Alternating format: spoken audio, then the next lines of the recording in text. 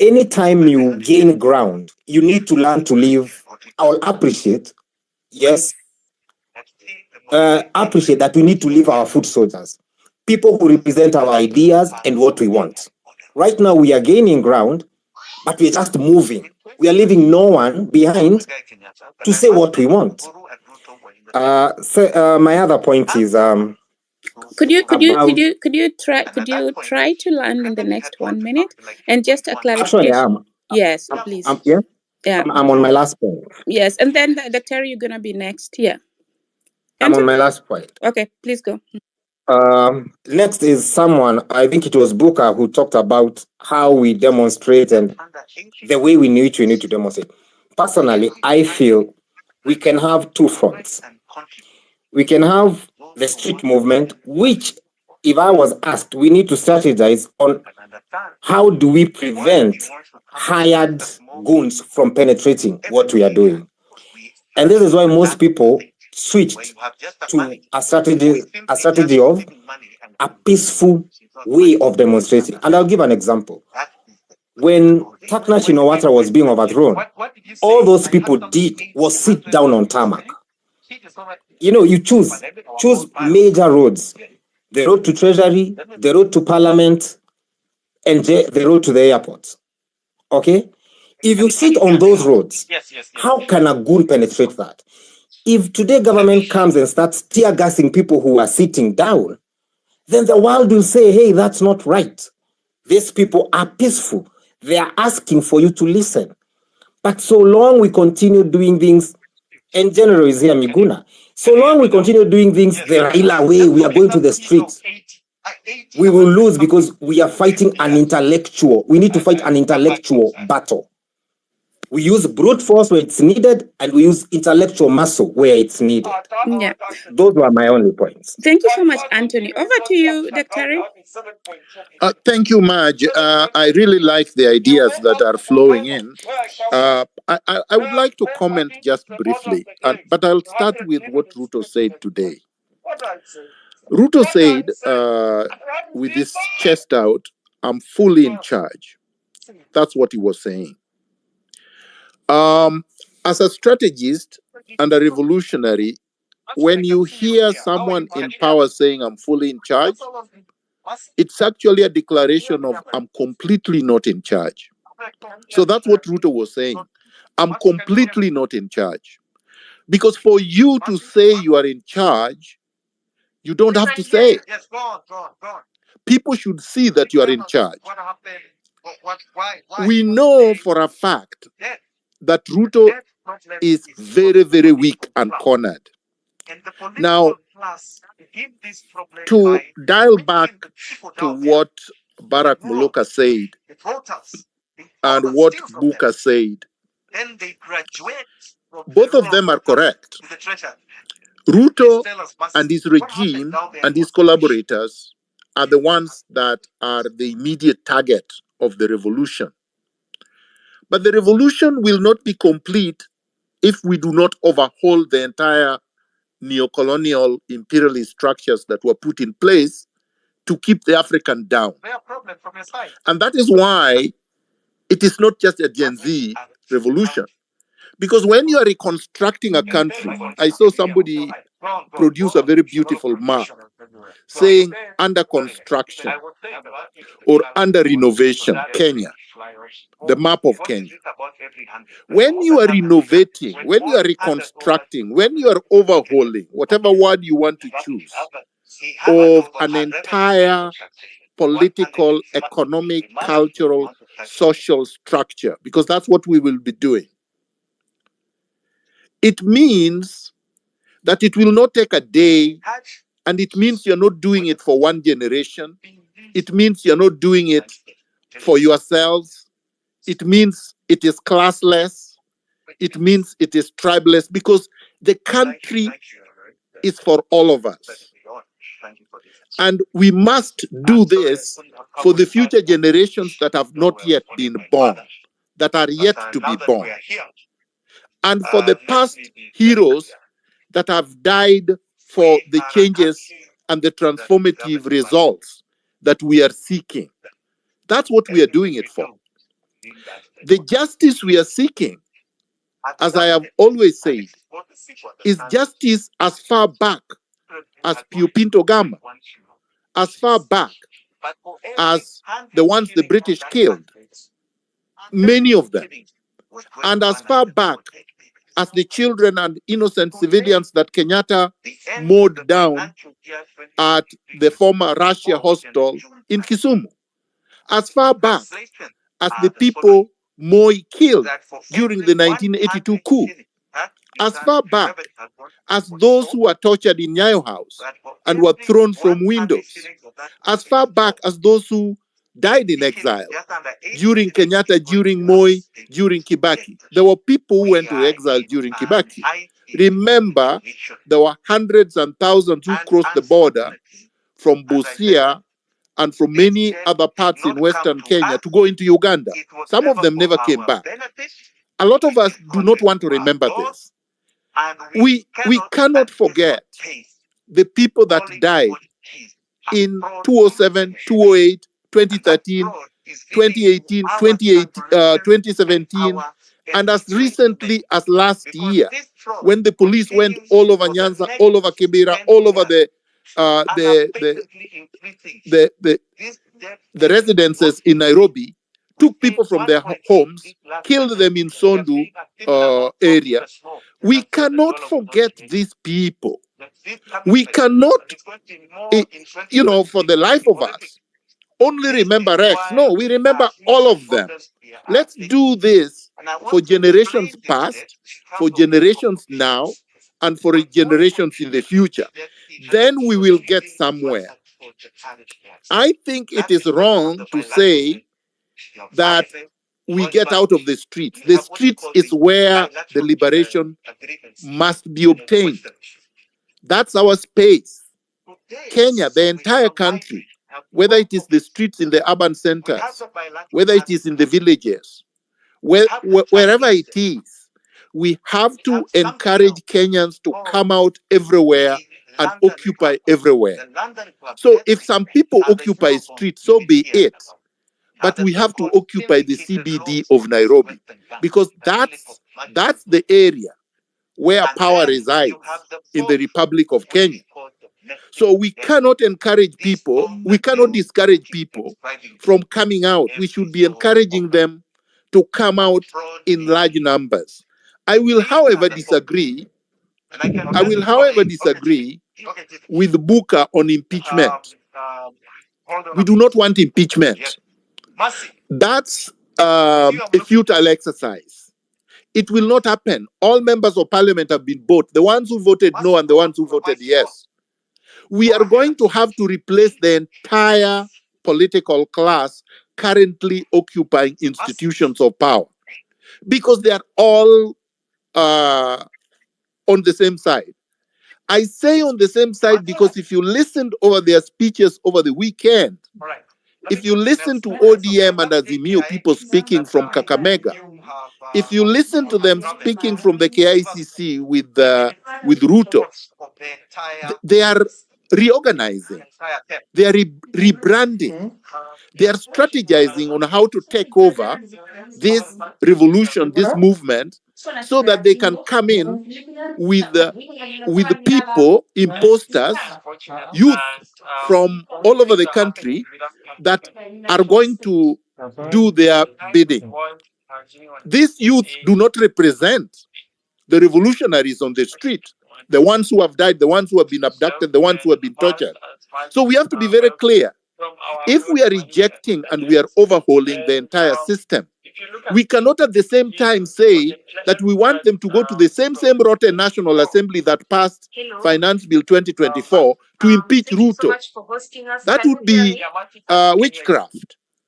They will not be able to impeach Ruto. We want parliament disbanded, and we are going to do it. Just like you said correctly, that why are we asking for Ruto to fire so-and-so? We remove him with the entire regime, which means we fire everybody, plus we fire the opposition that is fortifying them.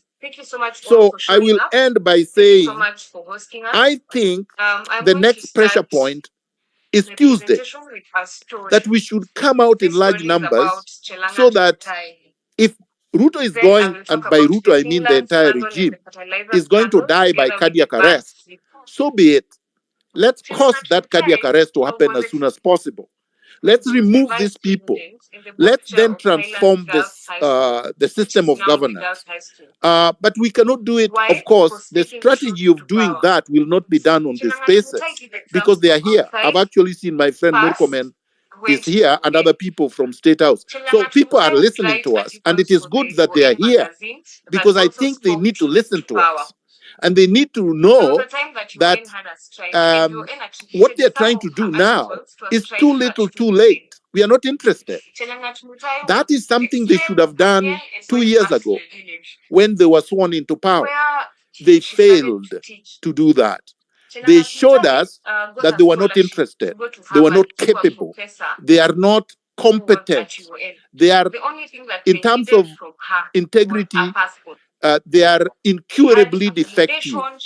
And so the people have resorted to take back the power that we donated to them and are now exercising that power. And Tuesday should be the final push when they all are removed from power. I will yield the mic. Thank you so much, Daktari. Before we proceed to NATO, I would just like to underline that indeed there is currently the only opposition we have in the country is the population. And the unfortunate event that happened, unfortunate but also fortunate, is that when there was signing in or the IBC topic there, the opposition actually, who was supposed to be defending the country, came and joined the ruling party. And it was unfortunate, but at the same time, very fortunate, because then the people would see that these, they're on their own, actually. That was the message they communicated right there. So for this, I believe also any process going through the same, parliament would not go through. Another thing I wanted to highlight, that was at the very beginning, Daktari talked about communication and information where people were attacking each other, and there were a lot of propaganda going on. In the recent times, we've seen, actually it was my very first time that I saw any country beating Russia with the propaganda. At the very beginning, they really floored them. Russia came and caught up later. So in war, there's power in information. What I find very unfortunate is that if A says this is happening, instead of people coming to prove A wrong, they come and attack A and say, no, he's lying. And so there's a risky situation in Kenya at the moment, because you have this side saying this side saying one thing, the other side saying the other thing. The government itself cannot be trusted with information. So we have really a vacuum that's really leading to a lot of misinformation. I hope the LSK is going to step up. I hope so far the public seem to be trusting them more, but we need a clear, when something happens, we need a body coming up and say, this is what we believe to be true because of ABC. That will give the public more trust, and then we'll end up having, we'll end up having a better situation than now. Now it's chaotic. Over to you, Neto. Thank you very much, Marge. And I'm conscious of the fact that after this, you'd like us to give an open mic. But there are three things that I'd like to state. I think Dr. Muluka and General Miguna, their minds have met to the extent that really this particular revolution needs to be a collective. That, people of all generations need to come up together and, we do this together. But more instructive is General Muluka sharing with this history of revolutions, to the extent that, if it's leaderless, then of course it takes too long to deliver. So I think that's a point that you really need to take into consideration. But I also think that matches with what Buka said in terms of, expanding all the voices in the streets into a formidable and organized structure. Having said that much, let me say three things. Number one, what the people of Kenya are doing is constitutional. There is nothing unconstitutional about what we are doing. It is because And I'm happy that Tony Gashoka was really was on top of it, when he said, when he took us to Article 4 of the Constitution. But I want to expand it slightly a bit more and point out 4 or 5 articles of the Constitution. The first one is the article that gives sovereignty to the people. And that article says that the people shall exercise their sovereignty directly and where sometimes or may delegate. So of course, that sovereignty was delegated to the Houses of Parliament, has been delegated to the executive. But we think that the executive is not running the country in the manner that we had hoped that he does that. What did he do? Article 10 aspirations in terms of national values, national core values have not been taken into consideration. Article 73, Article 74, 75, 76 of the Constitution with regard to national integrity and integrity of leadership has not been taken into consideration. So therefore, the Kenyan people are saying, within the means and province of the Constitution, Article 37, we shall peacefully and unarmed present a petition to you, the presidency, telling you that you are not running the country in the way that we want to run. All this is very constitutional. So we hope that the presidency can then see within the meaning of Article 146, which provides for the president may and should resign, because then the people of Kenya are saying, we gave you a mandate, you've not been able to deliver on that particular mandate. So all this is very constitutional, and no one should ever say that the people of Kenya are acting extra-constitutionally. Having said that, there is a conversation that is ongoing, and I'm happy that General Miguna just said that right now. We do not, it's God is on the side of the people of Kenya. For those who are not believers in God, you'll permit me. 2-3 years ago, the former Chief Justice on the province of Article 2617 of the Constitution did declare this particular parliament unconstitutional and should have been dissolved. Now, those of you who have had a chance to read that particular ruling, it is a ruling and a judgment that is supposed to be in perpetuity for all parliaments. So that this particular parliament in itself is illegal, it's unconstitutional. And what we really need to do, that's my pointer one in terms of pressure point, is we just need to ask for a decree that this particular parliament then is dissolved. What does that do for us? It does a couple of things, because if you look at when the presidential election needs to be done, the presidential election is then envisaged to take place at the same time as the election of the members of parliament. So that is already a very, very easy process. In fact, you don't even have to struggle. You don't even have to crack our heads. We just need to push in the next couple of weeks for a decree for the Supreme Court to declare that this particular parliament is unconstitutional, as was decided in 2010, dissolve it. And when you dissolve it, the presidency has to seek fresh mandate within the meaning of Article 146, as read together with Article 102 and Article 104 of the Constitution. But let me tell you the second thing that I wanted to say. Anyone who studied history, and Barack Muluka and colleagues are here, you must already agree that this Kenya Kwanza regime is going to fall. And this was bound to happen. And it was going to happen for whatever regime that was coming in place and was not going to deliver on the people of Kenya. Number one, those who've studied how the mighty persons fall, whether it's regimes, whether it's companies, you will see they walked us through the 4 or 5 stages of falling of mighty people. The first was their hubris. You saw it all, people flagging off very many serious things, feeling all important, high-flying people. The second, of course, was the indisciplined pursuit for more. The third stage, which I think is what I want to emphasize, and I do the fourth one, was the denial of the risk and the peril. You remember when they came to the streets and said the Gen Zs were digital wankers who could not do anything. They said all manner of unpalatable things. That was basically denying the risk of denial. Now, where we are with Kenya Kwanza and the William Ruto regime is where it is critical. And I think that's what I want to point out, even as we think about the next pressure point. It is on the fourth point, the fourth stage. Of course, mighty people falling is a stage 5 process, but the fourth stage is what was instructive. They're grasping for salvation.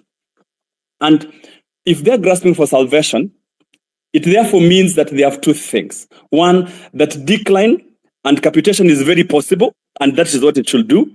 Or a bit, if at all they get some resuscitation, then the status quo might remain.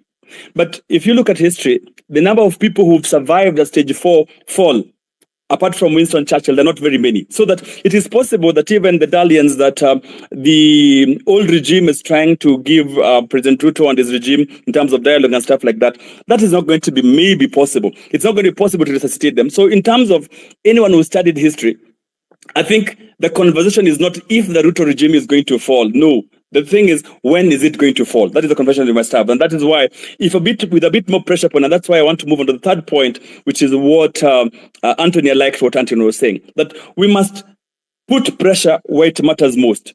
We must focus the next kind of speakers in terms of where would the pressure matter most. Anthony had this proposal in terms of, if we have sit-ins across major streets, what do we do as the next probable stage of action so that at least we cascade, we fast track this, because again, if you take too long without pushing this regime off the cliff, then you really have a problem of fatigue, many casualties. The sooner we do it, the better, and it's going to be easier. But that it is going to fall is a no-brainer. The reason why Kenyans are saying that the Kenya Kwanza regime must fall is because of how they structured their political economy. I think it's also good. It is nothing personal. It is nothing about any particular tribe. It's nothing about any particular person. It is the way they reign the political economy. It has been founded on patronage. It has been founded on corruption. It has been founded on middlemen. And, they've encroached and they practiced the rent-seeking behavior in a manner that made rule of law and constitutionalism not possible. And that is why, and I agreed with Gen Zs, we are saying we must push off this particular regime simply because of two reasons. They are not believing in constitutionalism. They're not believing in the rule of law. Whoever takes up power after this regime falls off must then take us back to the 2010 constitution. Let's leave those aspirations. Let us agree that Kenya is going to be run on the basis of Article 1, which is supremacy of the people, with all the aspirations of the Constitution 2010, because that is then, for me, what I think will then move us forward. So then moving forward, we must agree, how do we accelerate the next conventions? How do we accelerate the fall of this particular regime? Because we're going to fall anyway. The sooner we do it, the better for us. And then at least we say how then we plan a post-Kenya Kwanza regime organizing. Thank you very much, Maj. Maybe you can give the mic for the next person. Thanks. Yeah, thank you so much, Honorable Dentro, as much coming in. Yeah, let us have ladies on board. Mkasi umenyamaza sana, but I can see Tabitha is back. She dropped. Tabi, can you go ahead? Thank you, Hilary. Maj, you are doing a great work in hosting us in this space and making sure that balance is also achieved well at it. I would really want to also just weigh in my condolence to the families that have been affected by the recent finding of the dead bodies. We can't account for why they had to undergo such indecent way of killing, and who are the perpetrators. And I think as we talk about the pressure points, we need to, call the bodies that are in charge of making sure that Kenyans are protected, and in that we are not supposed to just be dying, and we cannot even, account for circumstances that resulted to that. So I think we need to really call the bodies that are in charge of giving us protection and also making sure that national security is attained. We need to call them accountable and give them pressure to also give us this report that they keep saying they're forming committees to look into issues that regards to, violation of human rights and we've seen a lot of killings even during the demonstrations, that we need them to tell us exactly what are some of the steps that are going to be taken for the people who are found guilty, and even those who have been caught on cameras, national police that were taking part in the demonstrations, and they shot some of the demonstrators live with live bullets. Some of them were seen stepping on their necks. Some of them were seen doing very inhumane, ways of, trying to silence the voices of very peaceful protesters. So we have to see some of this conversation also taking place. We need to call these people accountable. So that we are able to also, as we go towards a free Kenya, a Kenya where all of us enjoy equal human rights conditions, these particular bodies that are in charge of giving us protection, co-hosts, and the hosts really giving us direction when it comes to also, this space being objective and just discussing exactly what we really need to see moving forward, other than characters and people already. Some of them we know exactly who they are. So now what is important for us as Kenyans is to, for example, see and offer recommendations on what we would want. Now, one of the biggest problems we have in this country is corruption and the pandemic. It's more of a pandemic. We need to see the government declare this as a pandemic and have the EACC fast track all corruption cases and close them within 3 months, so we see how much we are able to recover from, the looted and embezzlement of public funds from, even this the cabinet secretaries whom have left power. We need to fast track and see what have we lost when they're in the offices. What did we lose, for example, when Ababu Namamba was the CS in charge of the sports ministry? What did we lose, for example, when Nakumincha was a very boastful CS who could go even to a village and fire the OCPD in that area, and she was a minister of health. What did we lose in these particular ministries? Because we have lost money in billions, and so we need to now call this particular government that we're also trying to make it leave power. As it does the same, we need to see that the bodies which they are eating already our money, because you see they're being paid. The EACC need also to be held accountable. We need them to give us some of these cases that have resulted to these public offices embezzling a lot of money for Kenyans. I think with that we will be able to also have justice for what we work so hard for, and the taxes highly. I think also any leader whose department is accused of misappropriation and embezzlement of fund must step aside until all investigations are done.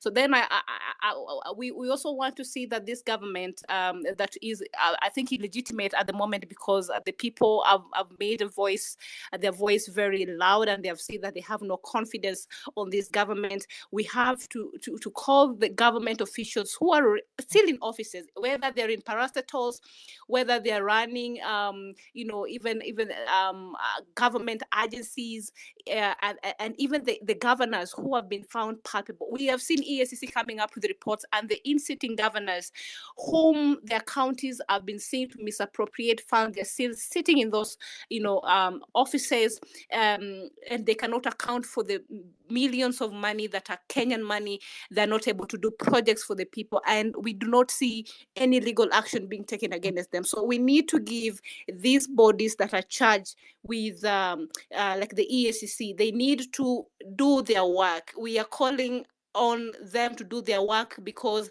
as we call the government of the day to go home, they are still having salaries. So as they are at it, then if they're not able to do our work, then we can go and occupy the EACC, so that we are able also to, have these bodies do their work. Now that we have the CSS that were appointed, sent home, as we still call on the pressure, the president, whom we are also trying to make sure that he goes home at the end of the day, will appoint other CSS. So while at it appointing the CSS, there is no point in time that he should, by any point, appoint, for example, the cabinet secretary that is in charge of sports, for example, should come from somebody who has been a sports person with a very successful sports career, shown that they have the capacity to lead and bring transformation to the sports ministry, and that we are supposed to see that not for only few people, but it's supposed to help the youth, and the youth are supposed to feel that the department that is charged with making sure that talents are nurtured, and also Kenya talent space and things like that are taken care of. We have to see people competent. If we are looking at, for example, the CS of health, we are not supposed to have a CS who already, by all chances, have a questionable academic credential. That person cannot even know what the issues around health are. We need to see somebody who has practiced as a doctor or as health practitioner, with ears showing credibility. They need to do a background search, so that we are not able to bring also other people who have integrity issues in the name of political affiliation to this space. And I think it goes ahead to even look at the other ministries and departments. We need to see that. I think another key thing, we need to have everybody that has been employed during the tenure of one Felix Kosgei, there need to be looked at in terms of the ethical imbalance, so that we ensure there is a balance in the civil service based on the census of Kenya 2019 and of qualifications of people, because we have to live to the fact that there are many there are tribes who are more dominant in the employment spaces, especially during this tenure of the President Ruto, where we see one tribe holding key positions in terms of CEOs, even in the government parastatals. It cascades down even to the normal employees in the civil service. We need to have a review of the employment. We have to look at and review what are the qualifications and has it met the threshold for ethnicity balance, because as we talk about unemployment even amongst the youth, then we need to look at how all of them get a position, especially if these people have gone to school, they have the qualification that they deserve. Not one tribe should be getting more government jobs. I think another pressure point for me as an individual, and I'm speaking on my behalf on what I would really like to, push to happen, is that these counties, as we talk about occupying them, they actually need to be occupied. Now, the occupation, the auditors now, this ESCC need to send the auditors down to the counties. So we need to know that these counties, how much have we been losing during this administration under these governors? What are some of the malpractices that are taking part in these counties? Of course, we know amongst them big is corruption.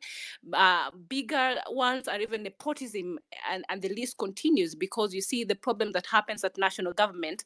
They have even cascaded down here to devolution. I mean, corruption has been devolved greatly. So we need to hold the county government also very accountable. So I think as a guideline towards the pressure points, given other factors and what the great speakers have said today, now we need to have clear as we leave the space today, as we go to Occupy on Tuesday, what are the key pressure points that we need to go and look at as we occupy the counties? Then what is the direction? So if we can have individuals here who maybe by chance already have records of what, for example, say a county where I come from, what are some of the things we need to look at as we go occupying the county and amongst other counties, then it would be a good guideline for the people whom will take part in this operation, which myself, I'll be there. I'll be at the center. I've always been there, especially here from where I'm speaking in my county. So then we are able to call out even the vices in the county. And as we clean this government and we demand for a better governance space, for better leadership in this country, I'm telling you, it has to start from the bottom. So we have to also hold, we have to have maybe even civic engagement with the people on the ground and get to even understand what is happening on our ward, so that as we call out bad governance and we talk about an administration which is not functioning, and we are calling out for better as people of Kenya because we deserve better. I heard when Ruto was campaigning, he said wajinga wameisha Kenya, na ni ukweli kwa sababu tumeisha. And at the same point, he was trying to take us for fools, but he has realized that really Kenyans are not like people in other countries, in other East African countries, whom they know that they're being taken for a ride and they're still just staying there. And so we want to really understand that we are not just doing this in Nairobi, but even at the counties, as we upscale this and we demand for better, what are some of the pressure points? But as I finish my submission, so that I allow other great speakers also and contributors to weigh in, I would like to say that we cannot win this particular revolution if we are not going to relook at the ways of or the strategies, because as we are talking at the government.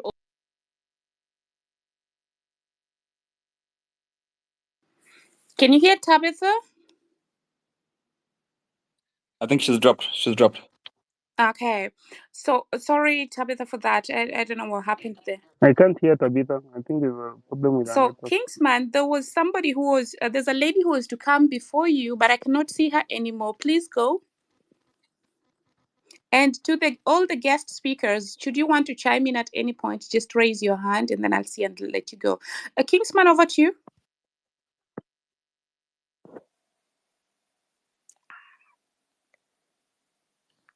Kingsman, can you hear me? Okay. Kingsman cannot hear me. Just let me add more speakers to the panel. Meanwhile, Neto, over to you. As I add ladies, I want to add more ladies. Okay.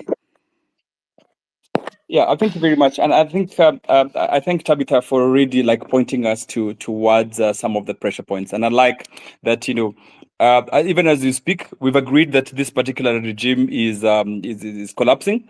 The counties therefore becomes another focus because of the rule of law, corruption issues that the countries have gone through. So, I mean, part of the strategy would be if we could spread, the forces. If we could spread the forces too thin, the police and the armed forces, the thinner we spread them across the 47 counties, even as we focus in the city CBD, like General Miguna proposes, I think that would be very good for us, so that we must accelerate the speed and the number of days that we take with this regime before it collapses as we move forward to the next republic. Thank you. Mej, are you giving someone else to speak? Yes. Esperance, kindly take a go. And now we've opened the mic to the floor to everyone. We'd like to restrict to 2 minutes each so that everyone can speak. And I think we are going to end at the top of the hour because the three hours are going to be over. So Esperance, over to you. And then Lady Justice. Yeah. Thank you very much. I'll be as brief as possible. I just wanted to add to whatever Tabitha was saying when it comes to representation. Now, for a very long time, when Uhuru and Ruto were elected in 2013, what they wrote down was youth. They called themselves youth. Or you see, like even the cabinet secretary, someone like Ababu Namwamba, he's been Christ and youth. Because somebody is youthful looking does not mean they are youth. So for a very long time, we've had people riding on being youthful and masquerading as youths, yet they're just youthful and at the expense of other young people. So even as we forge forward, I think it's important that young people, as the Gen Zs, we continue to lead this. We really have young people coming to the front and being supported as much as you people are doing. Realize we have millennials and other people. So we really have to bring these young people on board in all honesty, in all conversations. Sorry, Madge, I can see you raising your hand. Does Yes, that mean Esperance, just a moment. I forgot to explain. So for the 2 minutes, when I raise my hand, then it means that 1 minute is over and the speaker has another minute to wind up. Kindly proceed. All right, thank you very much.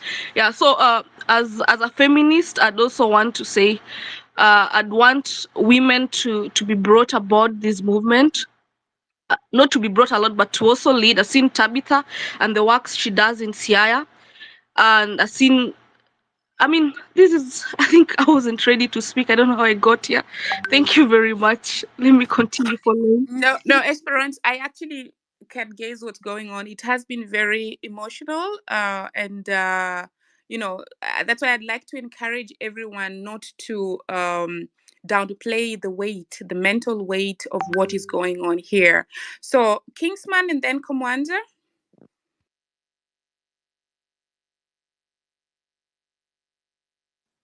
Kingsman, are you connected really? Kingsman Marge, cannot I hear don't know me if now. you guys can hear me. Yes, Can now. you go ahead. Kingsman. No. Okay. Give Lady Justice or Mukawasi, or who is going next, Marge? Komwanza and then Lady Justice. Okay.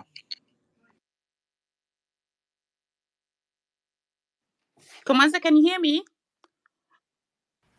Kindly unmute your mic. Me?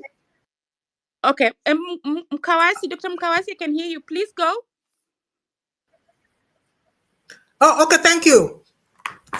Just a small comment I would like to make that was about countering propaganda, because this is going to happen a lot as you keep on going. For example, countering the charge of anarchy. Now, this goes to the idea of how to come against pro-regime propaganda. And I'm told there's a group of opportunistic persons who've been trying to paint the unfolding revolution as anarchy. I would say there's a need for us to resist the reaction of being defensive, and have enough information when propaganda comes around. For example, ask them what they understand by anarchy. If they mean chaos, remind them that the beginning of this revolution, and every time Kenyans rose up to demand a better country, the people turned up unarmed. It's always been the regime and its tools of power who injected chaos. I think this was made clear by Buka. If they mean anarchy as a form of governance, teach them that many African communities that were not kingdoms were organized around an anarchical system. And it simply means a government that rejects coercion and authoritarian hierarchy. These kind of places we were in used to be peaceful, and they thrived until external intervention happened. Like I know of systems like my own people where the buying and selling of land amongst ourselves was profitable, and that worked smoothly until the forces of colonization decided to give our land to other people, to the queen or whoever it was they gave it to. So those who do not know this history will believe we did not have existing healthy anarcho-capitalist systems regulated by councils of elders, where no one was homeless. Now look at where we are now. So if you need this leaderless space to strategize and solidify the revolution, let no one tell you you are chaotic, and press on. You are at a critical point of establishing foundations that will sustain you. Your leadership roles will become clear as you figure out who your friends are, who your enemies are, who you need to work with, who you need to have at the core. I'll just give you one example. Historically, there was one country, Republic of Kospaya, that successfully ran an anarchical government for almost 400 years.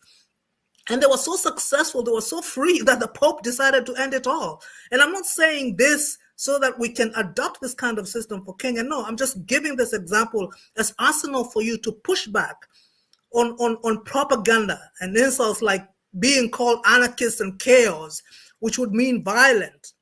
Just reject the propaganda and move on, figure out how to get information that can counter what propaganda that is coming at you. It has so far been inspirational to the rest of Africa. This revolution has. So keep the pressure on towards achieving the Kenya where every human life is sacrosanct. That is so important. Start by mourning every single life. Start by having a space where everybody who's killed, abducted, extrajudicial killings that have happened, that person is on a space and their names are there, never forgotten. And this is radical, changing the idea that the lives we have are not important. They are very important. So just keep mobilizing and organizing, solidify your strategies, and stay on mission. Thank you. Over to you, Chair. Thank you so much, Terry. And now we moved.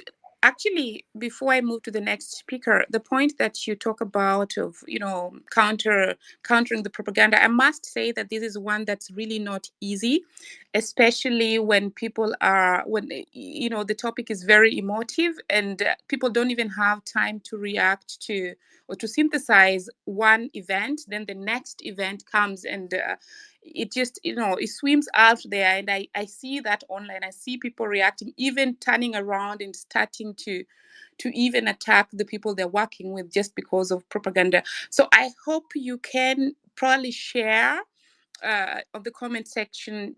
I know for those who have time to read some literature there, then I think they will just sit down and take, even if it's 20 minutes per day, to just read and get accustomed to that. Thanks so much for that contribution. We go to Kingsman. Are you able to speak now? Otherwise, you go to Lady Justice. Yes, I'm able to speak now. Please go, and then Lady Justice is next. Yeah. Okay. Now, mine, first of all, to those that have come in now, I want to greet you all. Hope you are well.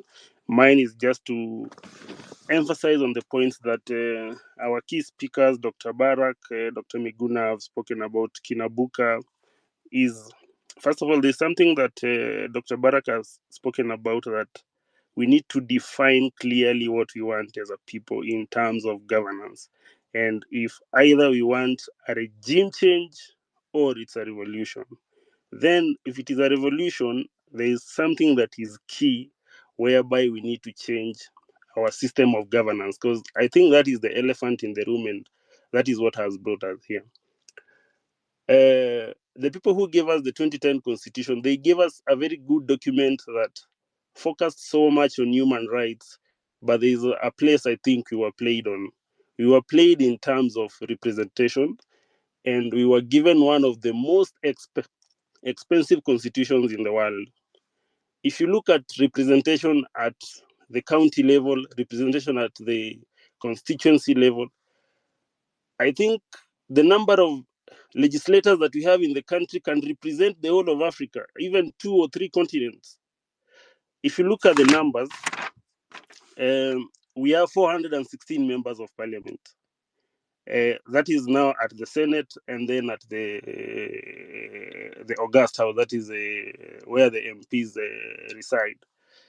We have 290 MPs, 47 women rep as of to date, and I'm not gender biased. I'm still unable to understand what their roles are in the society, and if you look at the both divide of the political class that we have in Kenya, they are just there as flower girls. They are literally doing nothing. If you go to the MCAs, we have 25, 26, 14, 50 elected, and the others are they come from. I see most are appointed or nominated by the parties. They actually have got nothing to do, so that the likes of Alai, the only thing they do nowadays, instead of going around doing the work that they are ought to have done as per the constitution, they are blogging for Ruto. That is what they have become. We have a very expensive constitution and members of parliament whereby we need 20 billion annually in order to continue servicing this part of this arm of government. If you take the money that we are paying these people like annually, you can, if you take the 20 billion that we pay the member of parliament, you can build 143 primary schools every year at a budget of around 20 million. You can either build another 500 secondary schools every year at a budget of 40 million shillings per secondary school. You can build 100 district hospitals every year. You can be at a budget of around 200 million shillings. 50 million shillings in terms of health centers. You can build 6 national state-of-the-art hospitals in the country if you take that money. So there's something I was pondering about, and this alludes to what Muluka was talking about, governance. Why should we have people?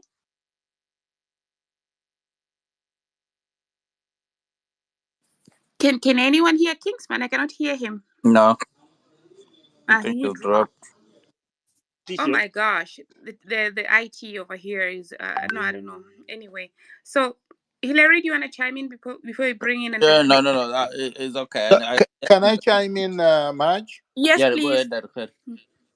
Yeah, so Marge, what I would like to say is this, that we should not lose sight of substance and secondary issues, or substance and side issues. I know a lot of people have attacked the 2010 Constitution. The problem is not the Constitution. For example, the Constitution does not set the pay scale for members of parliament. The Constitution may provide for the number of representation, but you could pay them $2 each. You could pay them 100 shillings each. You could pay them 20,000 shillings per month. So the amount of money wasted in providing these charlatans with largesse is not anchored on the Constitution. These are subsidiary legislation they have passed, which we can nullify. The Constitution is not the problem, and that's not the mischief to be fixed. Everybody pointing at the Constitution either is doing so because they have been confused or because they have not thought about this issue correctly. The problem, number one, is corruption. The amount of money we are losing from corruption is 1,000,000, 10 million, 10 billion times what we are paying, say, for example, our quote unquote representatives who are not even representing us. For example, Uhuru Kenyatta, the despot, said he was losing, or the government, his regime was losing 2 billion shillings a day. He didn't tell us from where. He didn't tell us who was stealing. He did not stop the stealing. He did not arrest anyone. Nobody was charged. Nobody has been convicted. The money has never been recovered.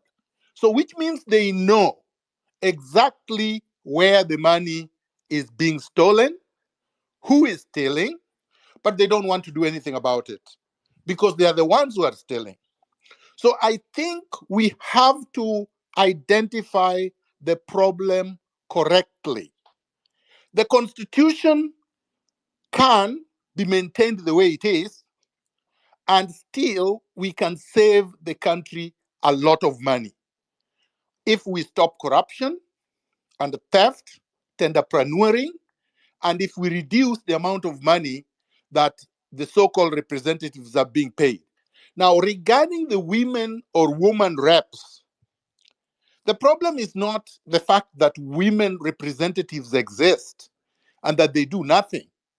It is the quality of the women reps, which then calls into question how do these political parties choose who the representatives are?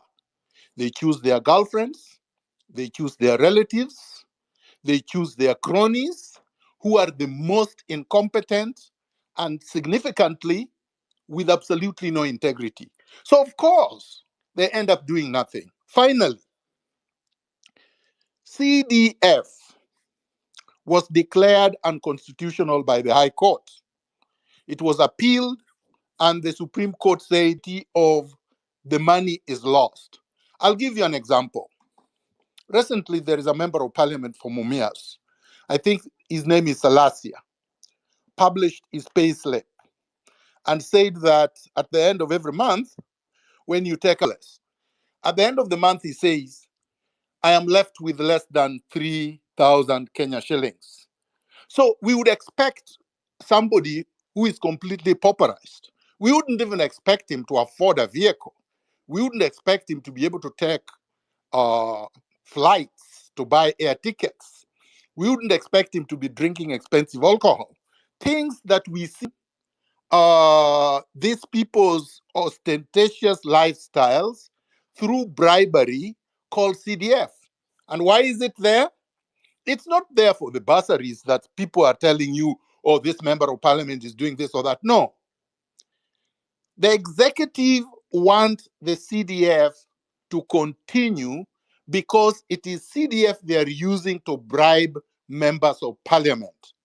As long as 100 million is given to a member of parliament, they will take 80 million and put in their pockets, and the rest they can dangle as crumbs for the poor people in their constituents, and people will be clapping. So there is a lot of work that we need to do. But to do that, we have to think critically about what we are saying, what the problems are with our institutions, because we could also end up being distracted, like I have seen people being distracted to the Constitution. The mischief is not in the Constitution. There is nothing defective in our Constitution. The problem is failure to enforce it the way it was meant to be. Because if we enforced it and implemented the way it was supposed to be, Chapter 6 would eradicate all the problems of governance. But Chapter 6 has never been enforced. Thank you. Thank you so much, Generali. Maj, if I could just finish, because I think I dropped. Yeah, you dropped. Yeah. Like for a minute or two, and then Yes, please. we can Yeah. give the mic to someone else. Please go on, Kingsman. I think Kingsman cannot speak. Okay, now, Lady Justice, can Oh. you Leto, proceed? can you hear me? Yes, I can hear you, but I think the mic has been given to Lady Justice. Lady Justice? Thank you. I'd like to take this opportunity to honor the lives that have been lost so far and to also send condolences to the families who are bereaving their loved ones.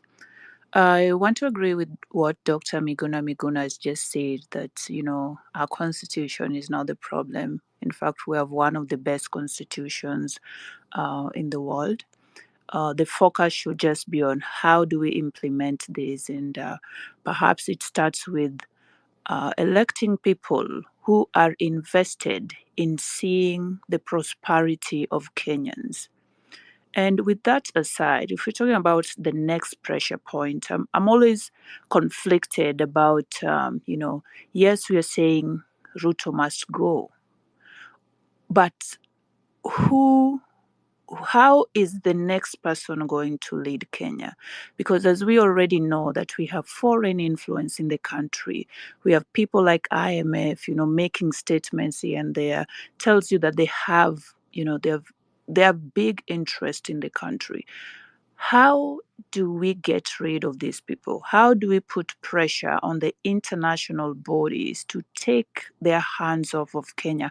How do we stop neo-colonialism so that our leaders are not presented with a situation where Ruto is in bed with these people, he's being provided with a very, very bad financial bill, and he's told that you have to let your people sign this, you have to let your people pass this. How do we do away with these other people? Because it's not just a matter of doing away with one bad leader. We could bring in another great leader there tomorrow. Let's say, for example, Hillary goes to be the next president, or even Marge. But then Marge gets in there and is like, I cannot do what I need to do for my country, knowing what is important for my country. I can't do it because somebody is holding me back. So how do we do with the foreign influence? I yield. Thank you.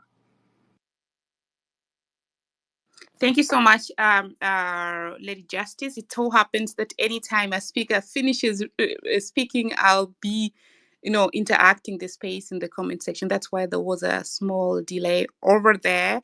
So I have been informed, like we planned previously, that we're going to finish at the top of the hour. There has been some comment on the section where somebody's wondering why the speakers are the only one speaking in the beginning. I would like to clarify that these were invited speakers, and when people invite speakers, they speak first, and then we have others chime in. So this is nothing outside the ordinary. So let's have I think 40 past, we're going to have the main speakers make closing remarks.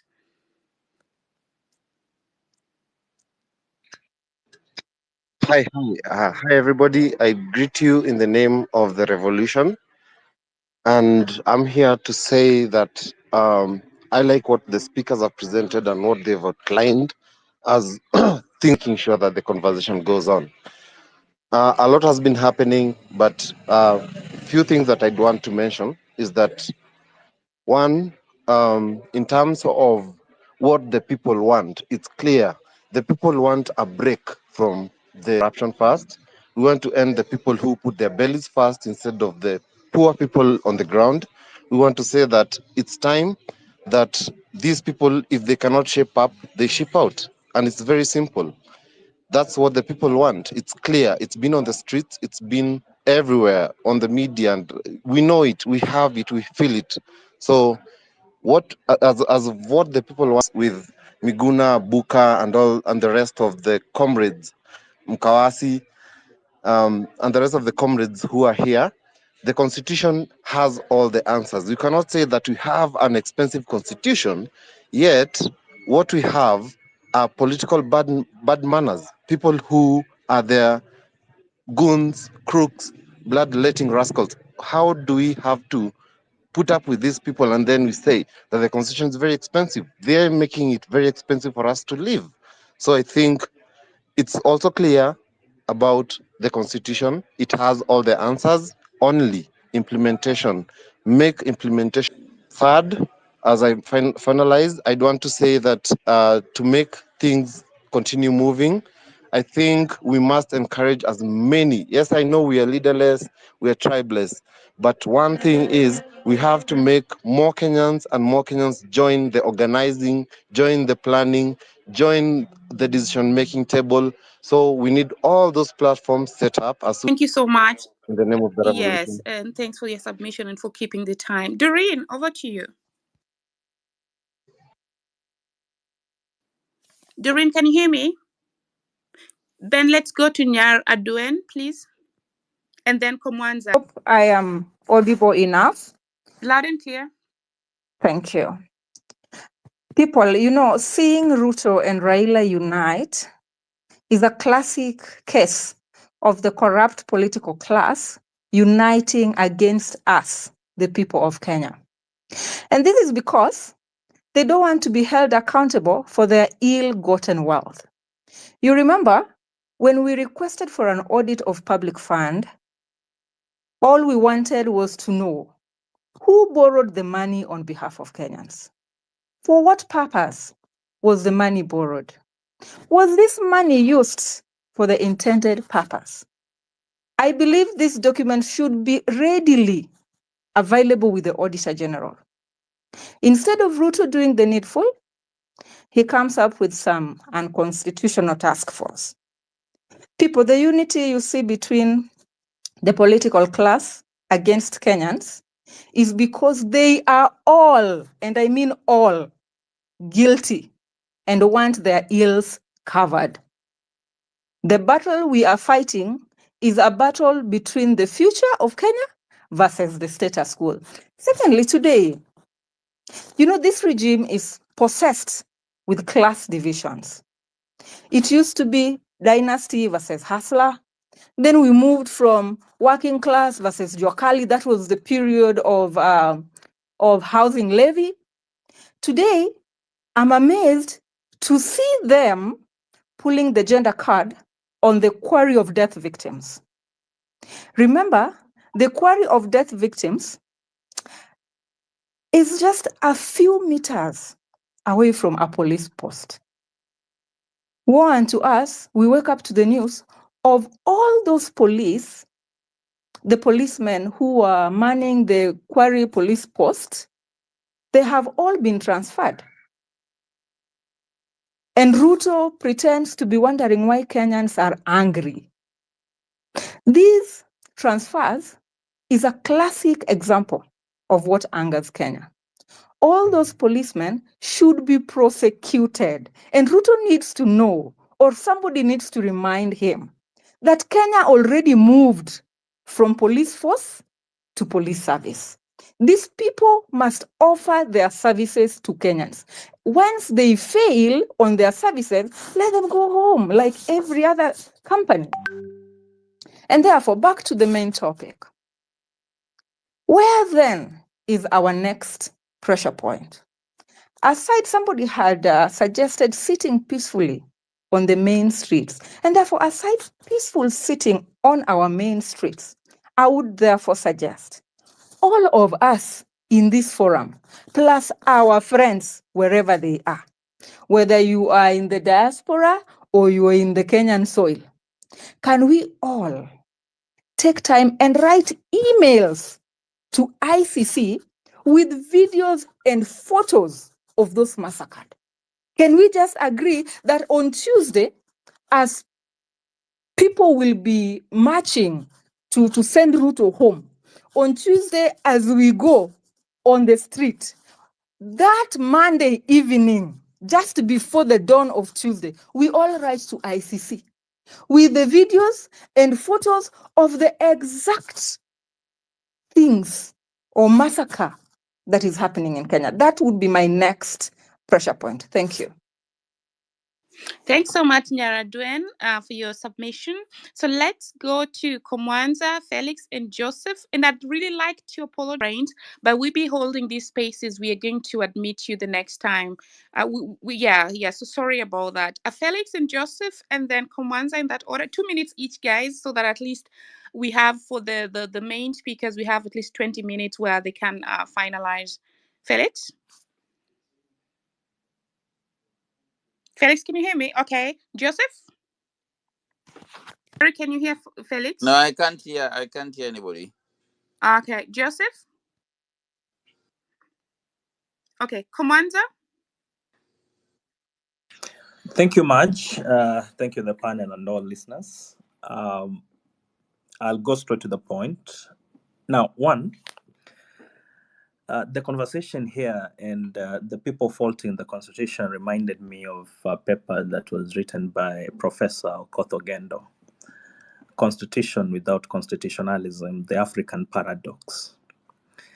And when you read that paper, the takeaway usually is that you cannot legislate. During every election cycle, they give us handouts and we vote them to power. That's a cultural problem. I think there needs to be reflection on our part as the populace and, of course, the political class, because really we cannot legislate that habit away.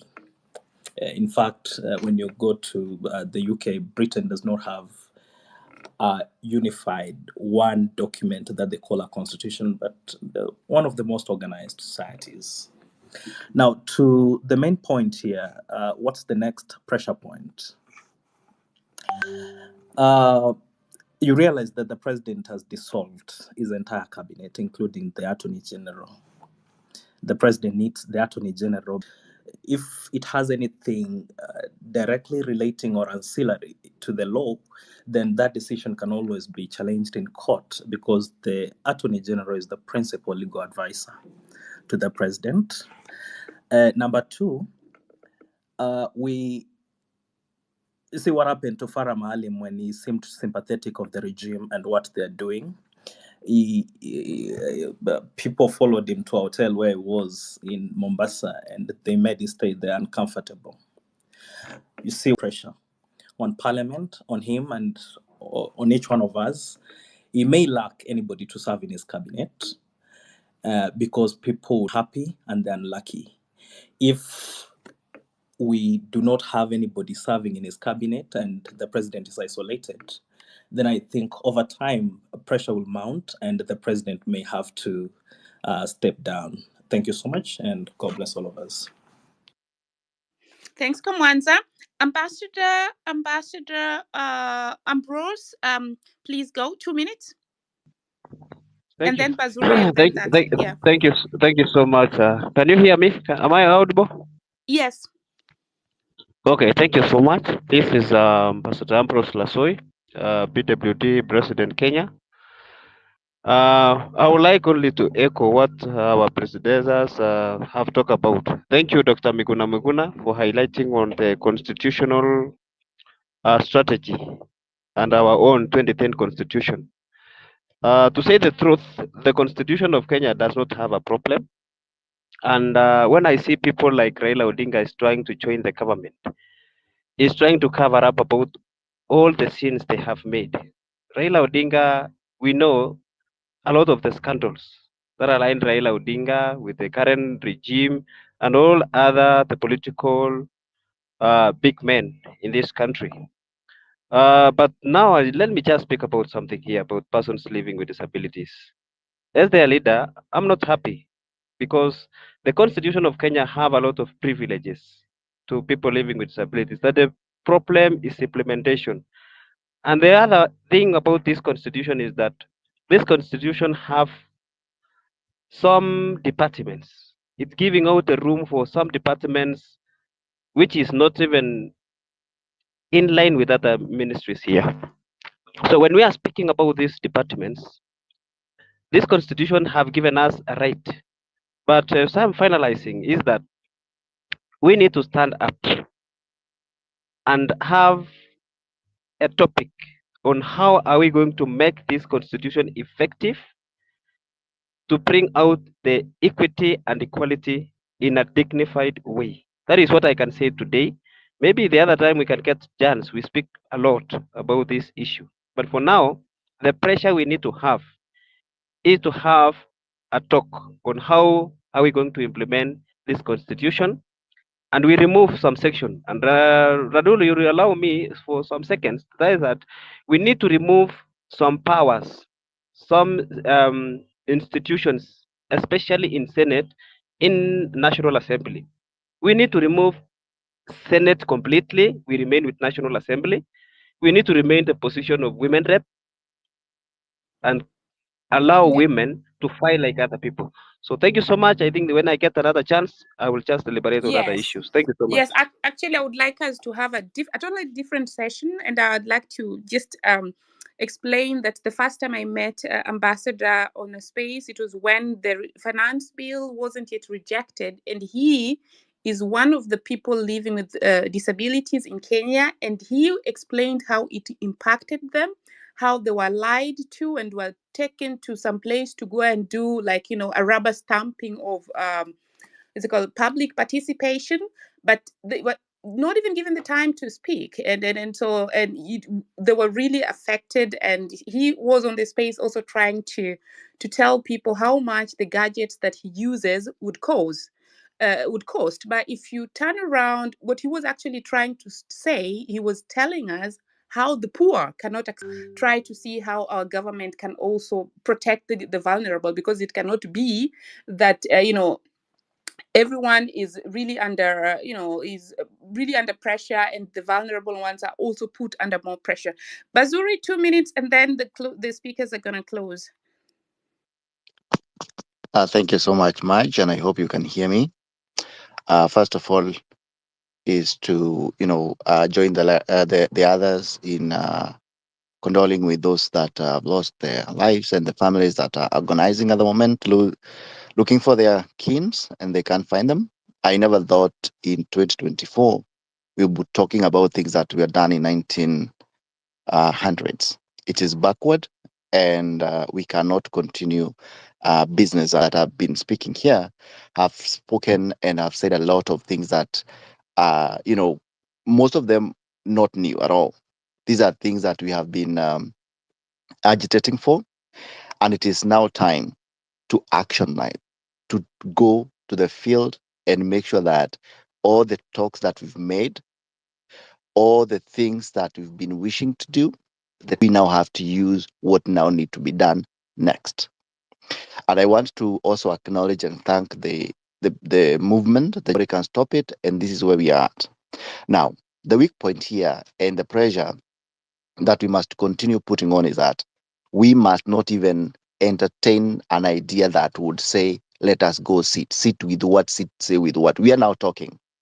We are the people who want to shape this country and how we want it to go. We've been told so many things, and people have been told, nyinyi ni viongozi wa kesho. Kesho is an abstract thing that we never know and we will never want to think about. In terms of leadership, we are going to lead it today and forever. I therefore want to submit that the constitution that we do have, as many people have talked about, is very progressive, but people who have been given mandate and responsibilities to implement and to make sure that things within that constitution gives Kenya a new dawn have failed us. Then it therefore calls me to go home completely, because it has failed to work. President has Ruto made sure that the cabinet went home. He should also be preparing to go home as well, because he has no business to do in Kenya, to be honest. And Kenya is not less, or it does not lack in any way capacity people who can lead it with integrity in so many ways. So cabinet's home. The next, I think, should be anybody who is appointed home. And no, lastly, as I conclude, is that, as General said, the people in the diaspora, you have a responsibility to play the safety net. And we cannot at any point afford to even, think that we cannot do without you people. We do need you, and we need you to be at the forefront. and we need you to, keep safe the data that we are collecting, all the materials that we are likely to be using going forward. We will need you to be with us side by side, not anybody behind anybody. No time for that. And lastly, Marge, thank you so much for organizing the space with Hillary and Neto. And I hope life will be great moving forward. I am looking forward to a better Kenya where mtoto wa masikini atakuwa anajivunia kuwa Mkenya, si kuvumilia kuwa Mkenya. Time has come, we must change our ways of doing things. Thank you so much, Marge. Thanks so much. Dr. Kimani. Now we're going to the closing session. So I will begin with Dr. Mkawasi. Mkawasi. Yes, I'm sorry for butchering your name. And so, one question I have to every speaker as they finish off, I'm of the opinion that I know people have a right to do what they want to do or suggest what they want to do, but I have a feeling that if somebody is suggesting, implementing something at the county level, then these are actually people who are distracting from the movement of the current ruling party that we have, which is the national party. If you could also just spend 30 seconds on that as you submit your closing remarks. Over to you, Dr. Thank you very much, Marge. This is where strategy becomes really important, because one doesn't need to negate the other. One action doesn't need to negate the other as long as you're clear on mission. So if there are people on the ground in a county somewhere and they have the wherewithal to implement what needs to be implemented towards the same mission we all want, then that is where we need to figure out how we're strategizing so that at some point all the tributaries meet. And that is why I was saying, right now, take your time to solidify your strategies, to figure out your structures, so that when you have different groups in different places and in the counties, it's possible to actually have a staying on mission kind of approach. I don't think there's anything wrong with that personally, with somebody deciding somewhere in Garissa or Kisumu or wherever, deciding that they want to take action on the ground. That is fine for me, as long as your mission is clear for everybody and your strategy is. Because we're closing now. Yeah. Oh, okay, yes, still me? With your closing remarks, yeah. Okay, yeah. On the pressure points that you need to concentrate on right now, I feel is having a strategy. And as you work on your strategies, I have said this to other people. There are those of us who are far away, but who are able to be completely useful to the revolution from wherever we are. If we look at how governments have been, how systems have been toppled and changed to better systems, all the way from the days of Hitler, these guys were able to do the work they did and to topple the strongest dictators, the strongest of militaries, by having a strong and powerful underground with hundreds of technocrats and professionals who were scattered, who could not be on the ground, who could not have boots on the ground, but could feed the underground. And it's not even started. We know the dirty things that have already happened. We know the lives that have been lost that we are not even being told about yet, but it's going to get dirtier. So that is why I'm saying we need to have this war chest of resources and spaces that you're going to be ready with. So keep reaching out. Let's stay together. Kenya is our country. We love it. Thank you so much. Thank you so much, Dr. Harry, for being with us and for your submission there. We go next to Dr. Muluka. Kindly submit your closing remarks and chime in 30 seconds on what you think about the strategy of, putting the pressure point both on the county and national government. Over to you. Thank you very much, Marge, and thank you everybody who has contributed, been very constructive and informative. I think I still restate the need to be very careful about change of guard and systemic change. I buy in completely when we say that we need to understand and to define their enemy, and that there is need to understand very clearly how to characterize the entity we call the enemy. But I still see that there is need to understand that there is a system, and that until and unless the system is overthrown, we are not able to talk about a revolution. And therefore, forward looking strategy, system of a decadent system, certainly dealing with the individuals who drive that system but not being satisfied. For example, we have taken some palliative joy out of the fact that the cabinet secretaries have been dismissed. Those are just custodians. If you bring other people within that system, the system remaining intact, they are likely to be as decadent as those who have been there before them, perhaps even worse. And that goes all the way to the counties. Also, the self-same vein, there is the formal government and there is the informal government. The informal government, the informal cabinet, percolates around the center of power. People who have got no known mandate, no known authority, but they festoon the center of power and they decide what happens. Have we addressed the question of the firing of those kinds of persons and individuals who sometimes are tougher than the person we presume to be the toughie? Very finally, therefore, on account of time, I think we have listened and had very useful contributions, but in my view, they remain long on description of the characters that govern, of the state that they govern, and not very much about what should be done.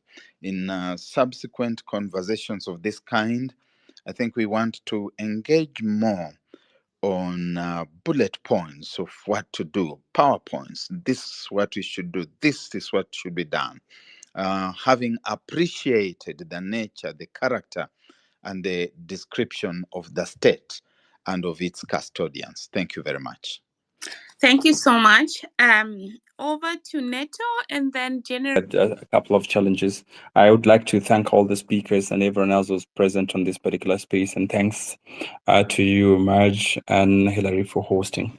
I think we have our foot on the door in terms of pushing this regime out of power, and we must ensure that we have all the civil structures turned back on the aggressor.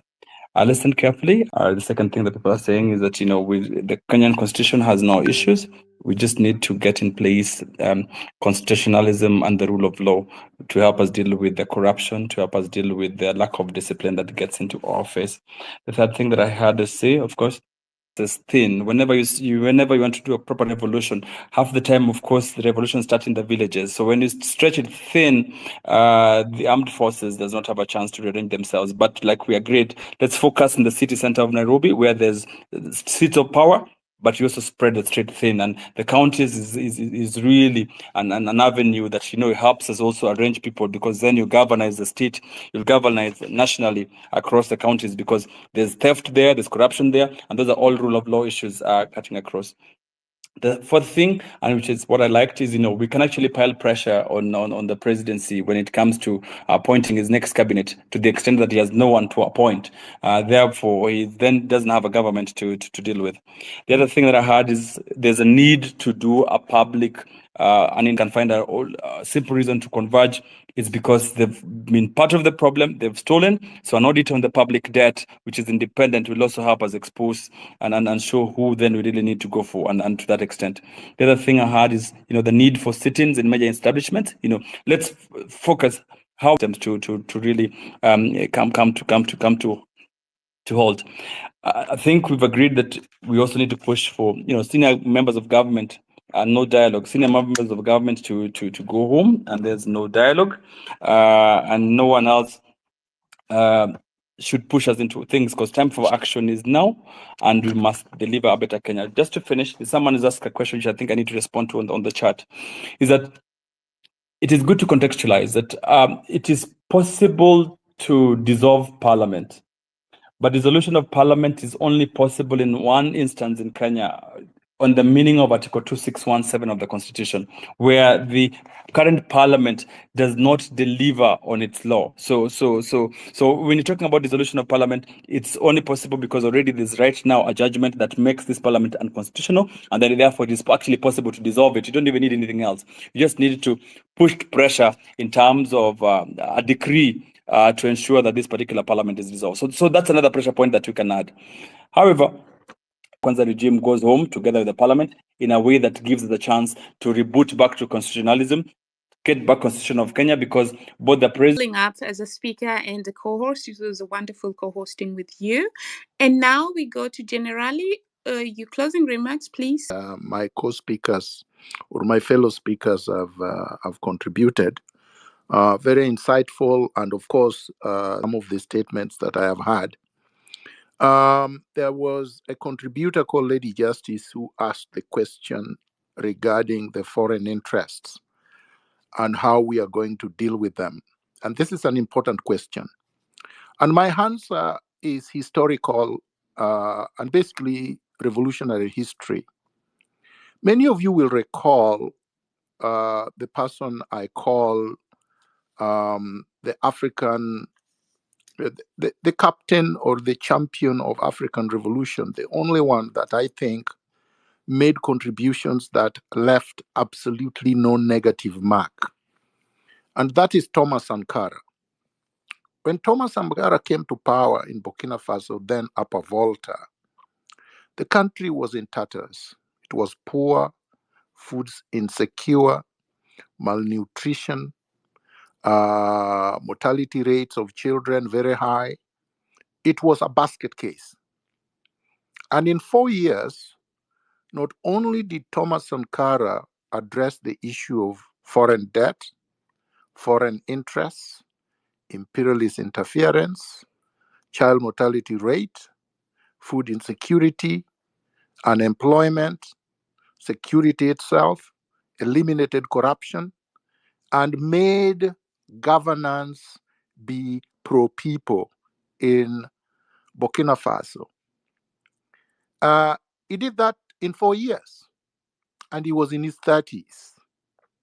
There was no magic to it. The Western so-called interests could not stop him.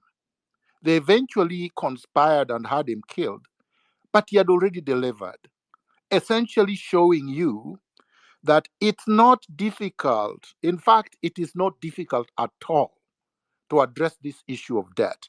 We've been discussing this issue for the last 2 weeks. And the first thing that I have had almost a concurrence on universally is that we should not pay odious debt. All debt that was taken illegally cannot be owed, because the only contract that binds a country is a legal contract. An illegal contract cannot bind a country. So these people arguing that we must pay all this odious debt is just a scheme to steal from the people. We can tell IMF that we are not paying odious debt, and there is nowhere they can take us. We can reclaim and repatriate all the money that was taken as debt but were kept in Washington, D.C., in New York and London, and we can pay the legitimately acquired debt. Then we can close up the offices of the IMF and the World Bank. The world will not come to an end. There are countries where they don't operate.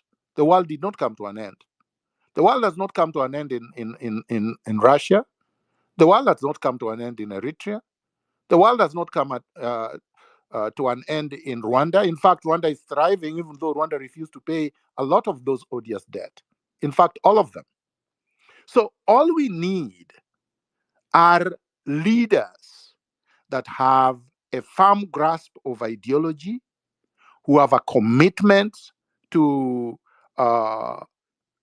working for their people, and who have integrity. And this problem will be gone. So let us not worry and waste time and think too much about the Western interests. These people will not be able to do anything. You know, somebody reminded me of what was said. Was it Amilcar Cabral or was it Che Guevara? Who said, actually, no, it was Thomas Sankara, who told them, look, if I pay your debt, my people will die.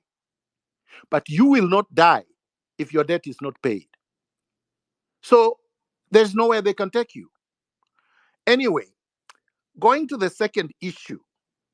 The second issue regarding writing to the ICC, which I think NATO may have missed inadvertently. This is a brilliant idea, and I think that those who are able to put in a letter to the ICC with the videos and pictures, clear images of the dead bodies, the chopped bodies, the tortured bodies, the bodies floating, should do so. Any day is the point that Barack Muluka made. I think part of the issue is Dr. Muluka was not here the previous occasions when we've been system. And I actually even presented a 2-page document, which many did not comment on, but it is still there. And many people came up with ideas, and we should still come up with ideas. The issue is that these spaces are political rallies. They are not strategy sessions. More than about 700,000 people listened live to our first space, and millions of people later on tuned in. So it's a political rally. You can't do strategy in a political rally. We are only hitting the red button issues. Strategy has to be done by specific individuals with ability to do strategy, and then they can present their papers. And that should be ongoing. But I agree, we cannot have the entire system overhauled if we don't think of strategy. Tactics is what we are using to execute this this revolution. But then there will be a strategy overhauling the system, which would have to be in-depth, would have to be carefully reflected and thought about, and has to be grounded on theory and historical knowledge. The other point, which tail doves into what I've already said, is that when all of this is done, when we are finished with the revolution and the overhauling of the system, the constitutional transformation will happen as a matter of course. And then we'll come to the issue that a person raised, questioning the cultural problem in Kenya. Kenya does not have a cultural problem. Africa does not have a cultural problem. The problem of begging or handout is not a cultural problem. It is a problem that is material. It's caused by pauperization. Pauperization that is intended, was aimed, planned, and executed by the elites currently presiding over the state. They did that deliberately. The destruction of the educational system, the massacre of industries, the destruction of entrepreneurship, the elevation of tribalism, cronism, and nepotism as the basis for getting employment rather than education and experience and expertise and creativity and innovation was deliberate. So that you can put a group of people that don't care about the population, they are few, they are well fed, they are very rich, they own everything, everybody else then serves them. Everybody else becomes desperate. They become serfs or servants. That was deliberate. And this is what we have to change. This is what we have to transform. The moment we transform that, there will be no begging. When I grew up, even when we grew up very poor, we were not begging. We were not asking anybody for handouts. I know that the Gen Zs do not know this because they were not alive then, but that was the situation. And that system was still under a capitalistic, exploitative system, but it was better than this. We can make it much better than that system. Finally, I want to say that we have to demystify and deconstruct William Ruto's propaganda and the regime's propaganda and those who are fortifying the regime. They have been dangling this threat that, oh, if William Ruto were to resign and his government will have chaos. But what we have right now is chaos.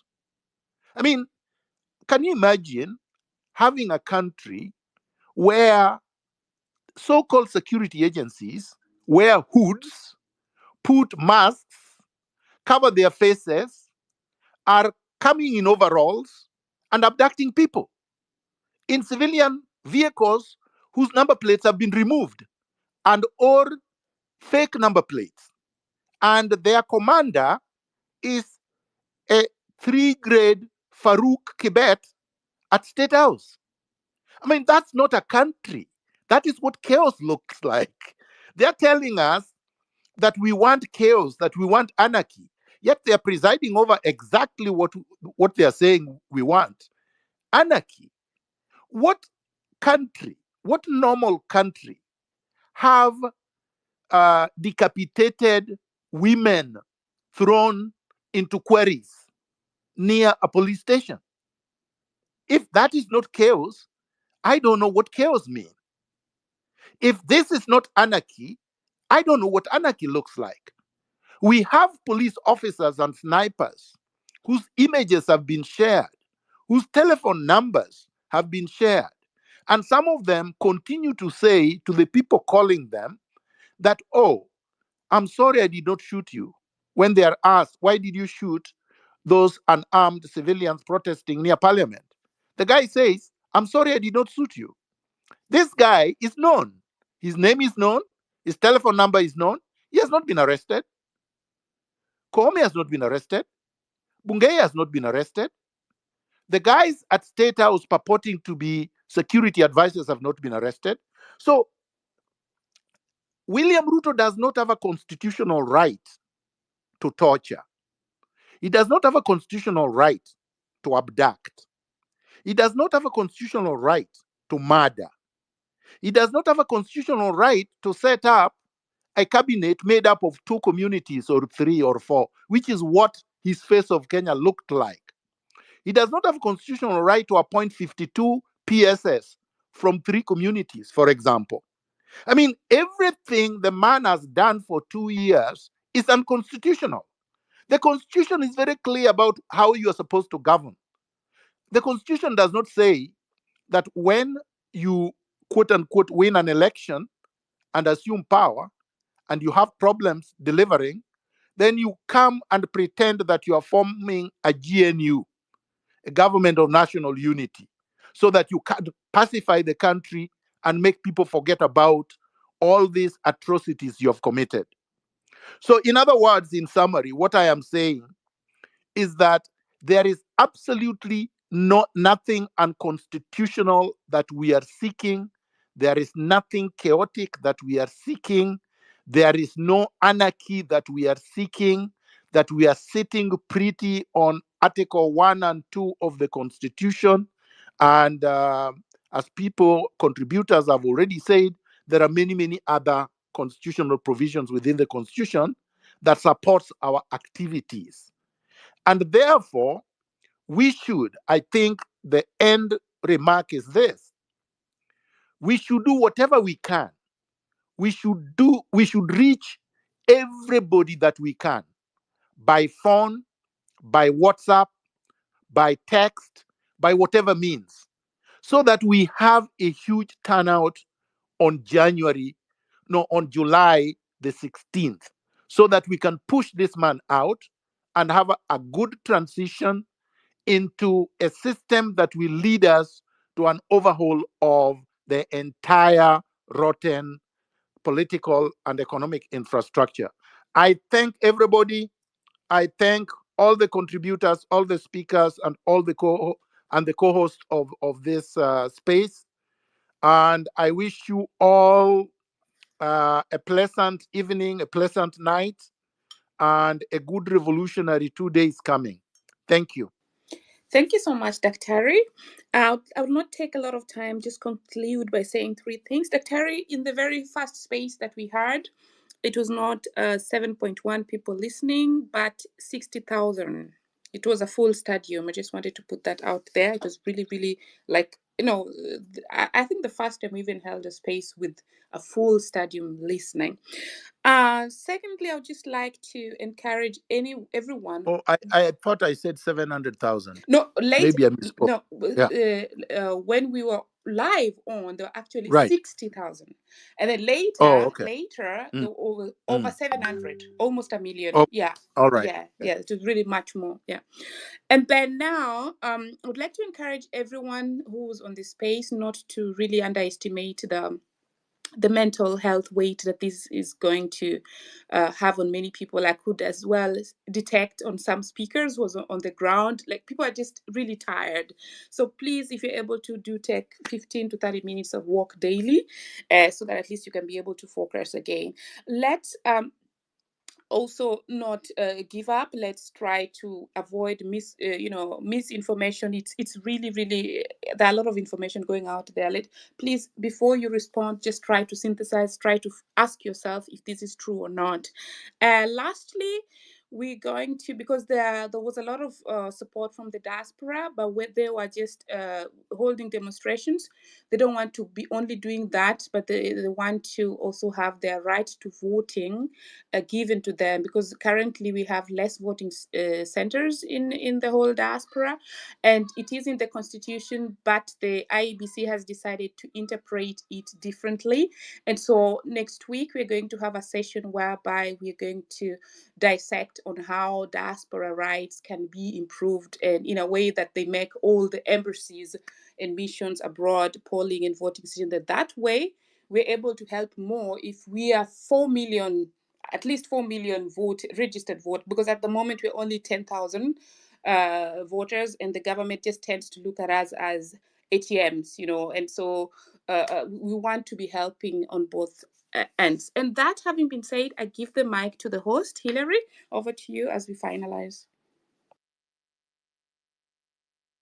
Oh, thank you so much, Maj. Thank you so much, Neto. Thank you so much, Dr. Miguna, Buka, Mukawasi, Dr. Barak, Tabitha, and all the speakers and all the listeners and everybody who chimed in today.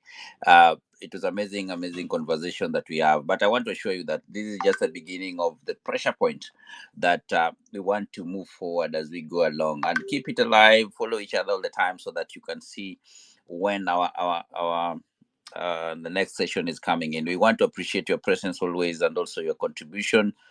We have a lot of feedback that we're getting. We're gonna read them later, and we'll make sure that we give you feedback.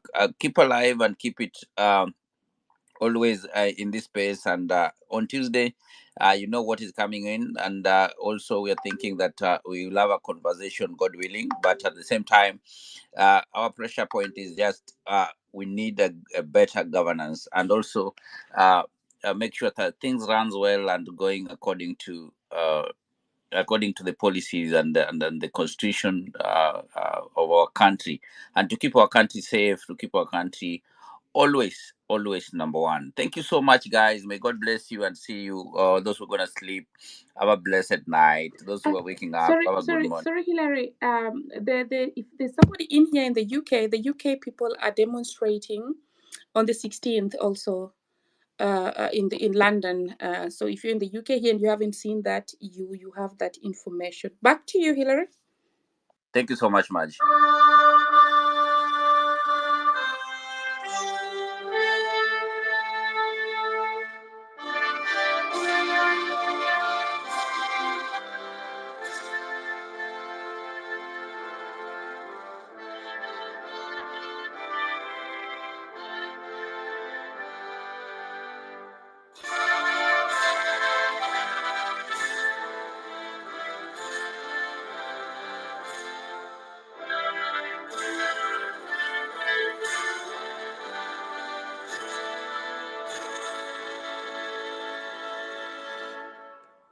Bye.